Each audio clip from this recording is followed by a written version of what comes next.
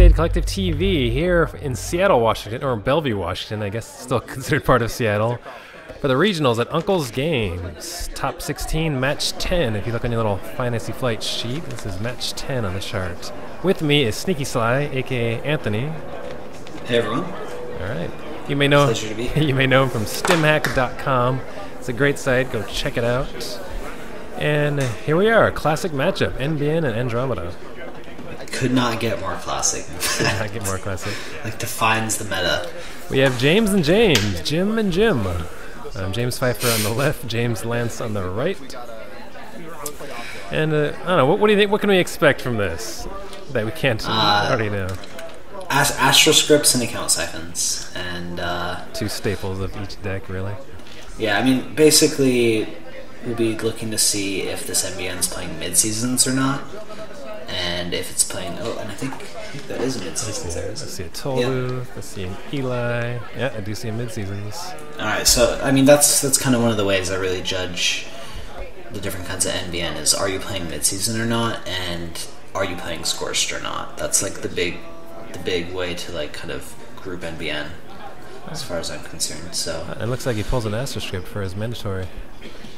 Yeah, that's actually not terrible. So install takes the credit. And they're sharing tokens. How cute is that? Adorable. That's a fine start. It's just about as good as it gets. So first click, sure gamble. Oh, and he does have the Dirty Laundry in hand.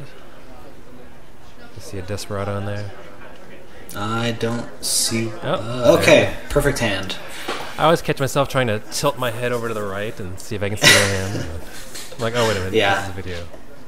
So, Sure Gamble, Desperado, Data Sucker, Dirty Laundry into Archives, probably that's about as optimal as a Andromeda start as you can get. Definitely. So, some money and got a good setup. Mm-hmm. And you're saying about the mid-seasons, it's tough against NBN because, I don't know, I like to put the pressure on him because, you know, if you let him score those agendas real fast, then it can be a nightmare. But then, next thing you know, you get mid-season, you're like, oh, that's not fun. Mm-hmm. Yeah, but at the same time, you have to be pushing their agendas because you can't let them score an Astro. So as a gamble, hedge fund for the corp. So he's sitting on 10 credits. Seems pretty good. Man, his bottled water at the bottom left corner is bothering me. I can't handle it. Just upsetting your OCD. It totally is. And he's just going to take more money. He takes more money. Yeah, okay. That's fine. Ideally, I think you'd like to put out another ice there if he had it, but I couldn't see the rest of his hand, so I didn't know if he had any other ice. I know he's at least had a Tollbooth and an Eli. Mm-hmm. So his special was for a Mimic. I don't know, do you like to... With Criminal, I like to start face-checking first before I put out any programs. Yeah, I think I would have just instantly been like, run HQ, run R&D, see what's up, and then save the special order to get what I need based off of the ice that I've seen. Make him spend some money, but he puts out that Mimic. I mean, so this is good if it's like Caduceus there, but in this case, you'd be like, well, wish I had saved it to get a Corroder, so I could just account siphon right on through. So bounces off Eli, and looks like he drew a planned assault. Mm-hmm. Granted, he could still account siphon through the Eli. Definitely. Just accept the tags, but... So NBN usually against Criminal, it's good to have that second piece of ice down right now. Yeah, I think so. Especially since it's an Eli and you can just click through it. Eli on HQ is kind of a not optimal position for Eli. He draws for click 1. Looks like he drew a Jackson. Sets up a remote. Going horizontal. And installs in said remote. He's running that remote. So what do you think he put there? Astro script? That's probably Jackson. Yeah, probably Jackson. He could be trying to get tricky and sneak through an agenda, but against Criminal, that's tough. You know, you got to worry about inside job and, of course, special order. So runs it in a Draco. Now, do you pump up the Draco at this point for the Mimic? I don't think so with the Data Sucker counter, but he pumps up the 5. Yeah. Okay. Wow. So he's gonna make that trace 4.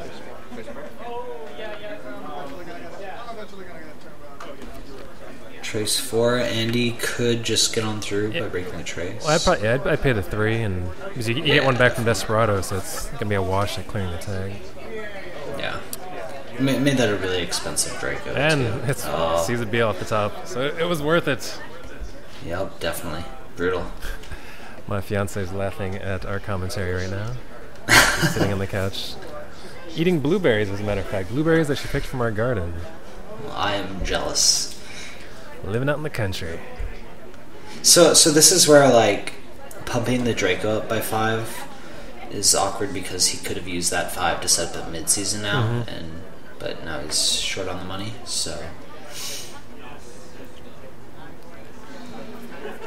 Is it Jackson? It is Jackson. And he's not going to trash it, so he has no money. Oh!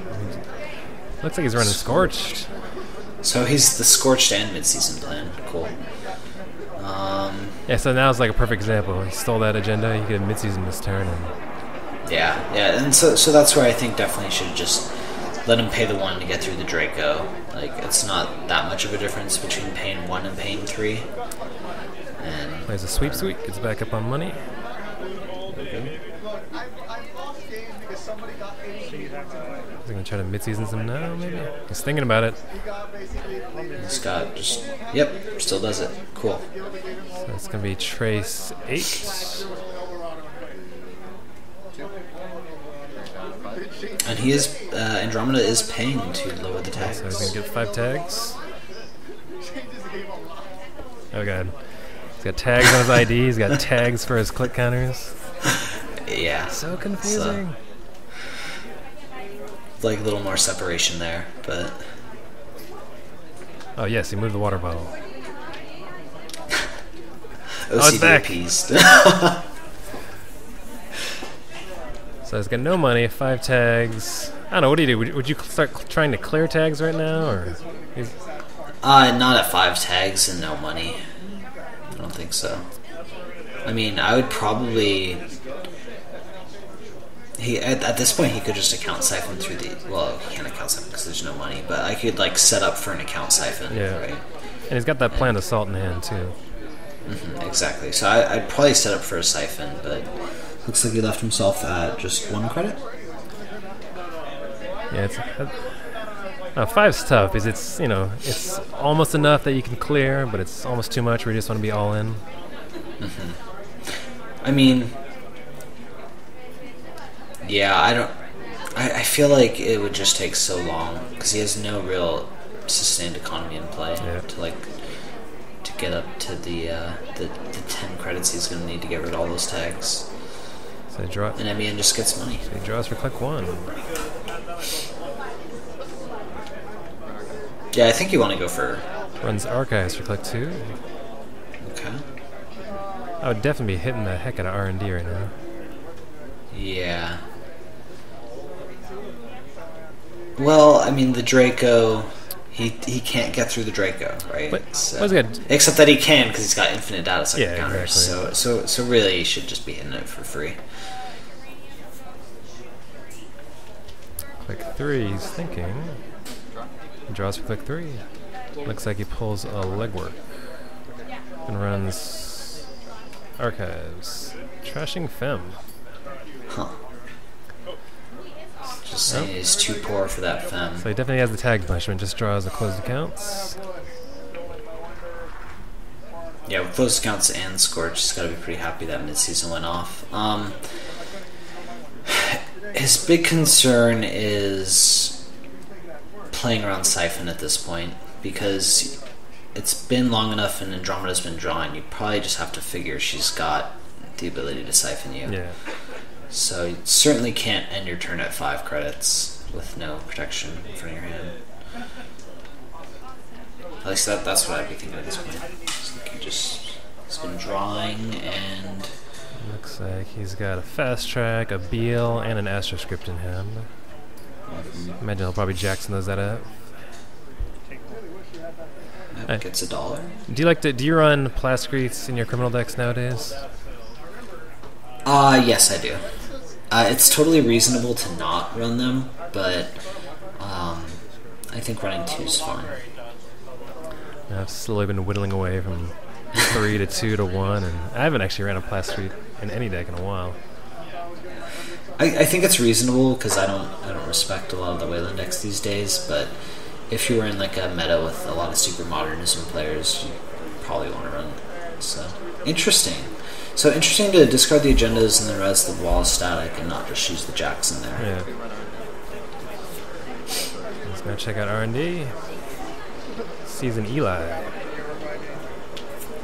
Yeah, I've probably been scorched more by random Jinteki decks than anything else. Yeah, well, and that's the main reason why I'd play it is because there is like random NBN and Jinteki playing it, and sometimes it's just really valuable. Or actually, a big concern would be like Cerebral Imaging Scorched. Oh god. Yeah. Cerebral Imaging and RP are probably the two corp decks I hate playing against the most right now. Yeah. So what would you do if you were in NBN James' situation here? I would definitely get something over HQ and just slowly start taking in money. Oh, and he's going to close accounts right now. So installs over Jackson, close accounts, and gain a credit, I guess, yeah, to pay for the closed accounts. Yeah. So I'm going to go check out R&D. Click 2. Seems pretty reasonable to me. Oh, that Draco's kind of killing him right now. Yeah, I mean, really, that 5 that he paid there was a big deal. Just kind of threw $5 away. So. He's got to know as soon as he gets money, he's probably going to get siphoned. So sees a hedge fund, which doesn't do him a whole lot right now. Got no ice in hand. Even if he'd get like a pop-up over R&D or something, that'd start helping him out. Oh yeah, that would be a big help. And he wipes viruses. Okay, I mean that makes sense. He's trying to slow the hemorrhaging on R&D. Somewhat locks him out right now. Yeah, I mean at this point he can just run through to Eli, click to get the counters back, and have a probably what is a pretty relevant access. I mean, I think there's fairly good odds on there being agendas in hand, so it's going to work. Oh, he is going to work. There we go. That's probably not what NBN wanted to see. So he scores the Astro. Oh. Sees the Scorch, so surprise is out for that now. And sees the Sand. That's definitely what the runner wanted to see. Yeah, definitely. It's so satisfying to steal an Astro, their first Astro. And sees another Eli over R&D. So as long as he can play around the Scorch now, which since he knows about it he can, he's looking in pretty good shape at this point. I would almost just build up. I'd probably almost want to Scorch him right now, and then just Jackson it back in. Oh yeah? That would be interesting. I mean, so you'd be like trying to get rid of siphons and stuff in his hand at that point, or what? Maybe, and then it'll at least buy you another turn, because he's going to have to draw back up. So he draws an NAPD and a pop-up. Oh, pop-up. Snap place that out. It's basically the perfect ice at this point, I think. There we go. So installed and takes credit and discards.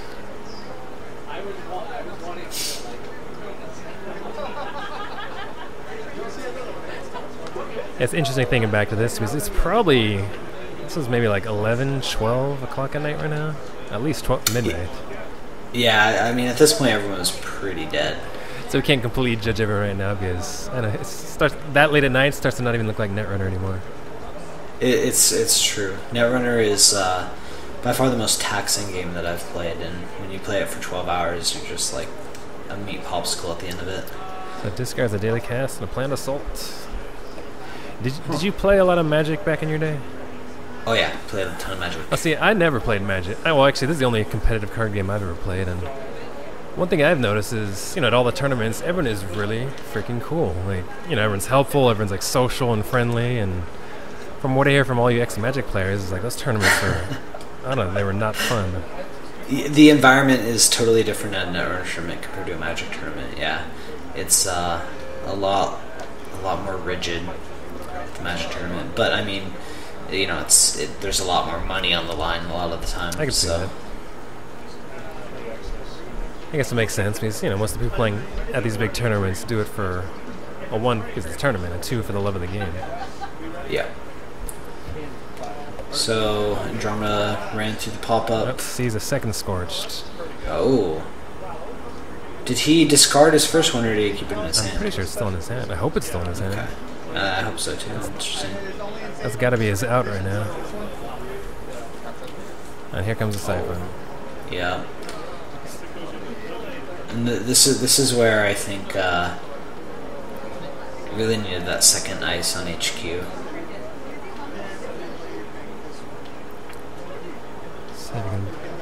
So he does have both Scorches in hand. I'd probably just credit right here. Oh yeah, definitely. I mean, you could maybe go like credit ice in front of HQ, but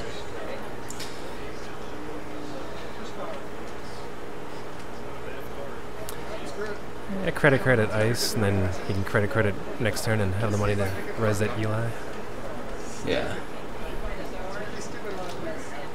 So now it's just a race. And the hope that he just doesn't get like continually siphoned and just locked out of the game. Oh boy. It's another. Did he not gain his credit for the pop-up? He grabbed it. He did? Okay. So go check it again. Here we go. And sees another pop-up. Oh. Oh boy.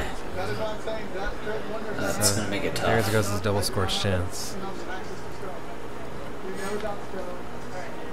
But it does have money to res stuff. So Hedge fund, and then what? Put out the other pop-up? and put out pop-up and Eli.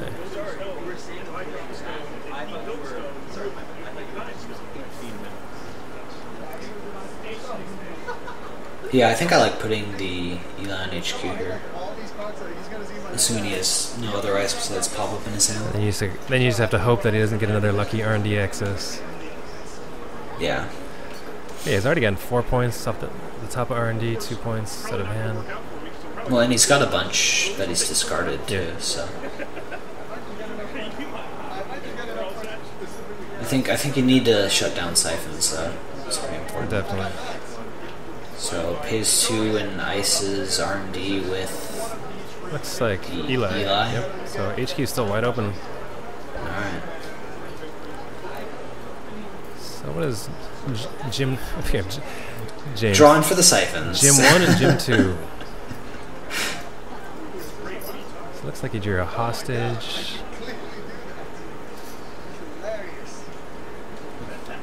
Some match shuffling. Yeah, serious. Can't wait to watch your game and your crazy hand shuffling. I do find that impressive though, because I cannot do that at all. Oh, yeah. Just kind of slam your cards together into a little pile. It's almost therapeutic sounding. Fairy? Okay. Delicate. No, just discarding. Okay. Just setting up. So he draws a Beal. I mean, even you can get a Psychographics right now. That would be pretty good. Do you think he's playing Psycho and Scorch and closed accounts? It's a lot of tag punishment. I feel like he would maybe at least have. I mean, he's got the fast track, so I think you probably would, because you can fast track and Psycho something in one turn. Just play like a 1-of maybe. Yeah, like 1 or 2. So Enigma will definitely help him out right now. Yeah, I think you have to ice HQ. There we go. Excellent. I like this. You just can't let yourself continually to be siphoned. So it looks like he installs and takes credits. So he's got a BL, mid-seasons. I think an NAPD in archives. Definitely in a bad spot for NBN, but I have seen NBN pull out wins from worse. Oh yeah, they can definitely do it. All right, special order. What do you think here, Critter? Yeah, definitely. Yeah, definitely.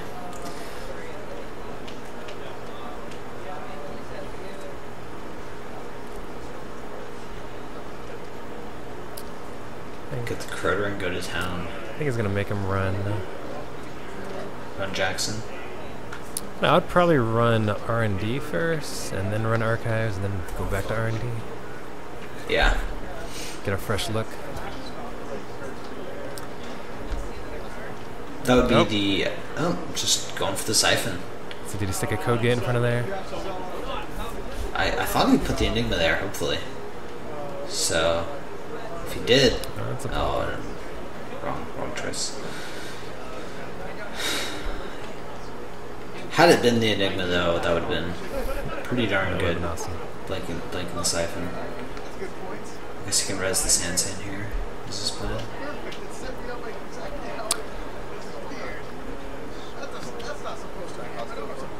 So he's going to take 8. See, I don't know, but now he's just going to go run and trash the Sansan. Yeah, so since he res the Santan, I guess should not res the pop-up actually, and not have gained that extra $1, because it ended up being that just $2 extra for him, for his opponent. And I think I might have just let him hit me for the 5, and just I would still have 5 credits. Yeah, no, I agree. So how many? Does he have 3 cards in hand? Can't tell right there. Yeah, looks like he might have 3. It was if he would have, just kept it as 5, he could just draw a credit and double scorch. Yep. But again, it's late at night. It is so hard to think it. I can't even express like how hard it is to think this late at night. Yeah. Yeah, I mean, really, it should have just been the Enigma on HQ, I think. I remember in my games I was like a zombie, literally. We forget which credits happen, or we forget which turn they're on. Running archives to force the Jackson use here. This makes a lot of sense. Now pops Jackson. Taking back Beal. NAPD. And now probably runs R&D.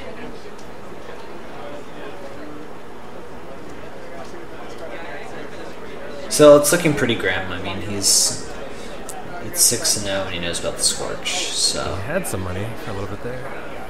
Yeah.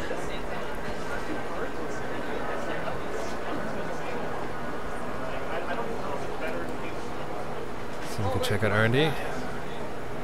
I think so. Jim and Jim. Battle of the Jims. I hope these guys know each other. How's he looking at it? Oh, he's running the hand. He is running the hand. I think we'd be pretty happy about that, charging through the pop-up. See the Scorch.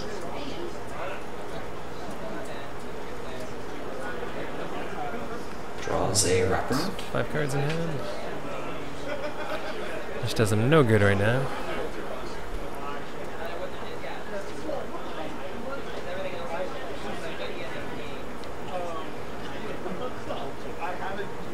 Here's one of the tough things about NBN is, once you get to like the later game, their ice is so non-taxing, porous, that towards the end of the game you're just hoping for variance to help you win.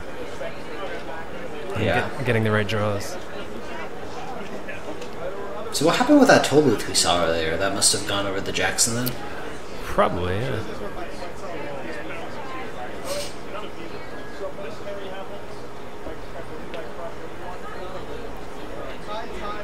That would have been a good early... Nope, here comes the siphon. Oh, man. Yeah. Abusing it. Yeah, again, this is why had the Enigma gone on HQ would have been a big game changer, I think.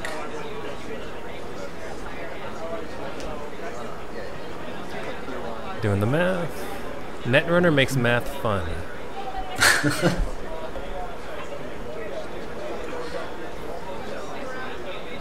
Alright, just riding that account siphon economy. Hey, he's all in on tags, might as well just go for it. Yep. I always feel like a terrible person whenever I siphon someone. Like, well, I'm sorry. Well, maybe not the first time, but after like the second, third time, I'm like, yeah, I'm a terrible person now. Dirty Laundry is About R&D. the 6th time. Dirty Laundry R&D, it's a little ballsy there with no, you could sort of as Quandary or Enigma. Alas. And pace through everything, and what's he gonna see? Is this game? It is game. It is game. Breaking news for the win. 7 points. James number 2 beats James number 1. They were ranked 4 and 5 respectively, going to the top 16. And yet, just one game, double eliminations. This was the second round, the second match for them in the lower brackets. So James goes on, and we have a black screen. Oh god. And that's it. Thanks for watching. Thanks for watching, everyone.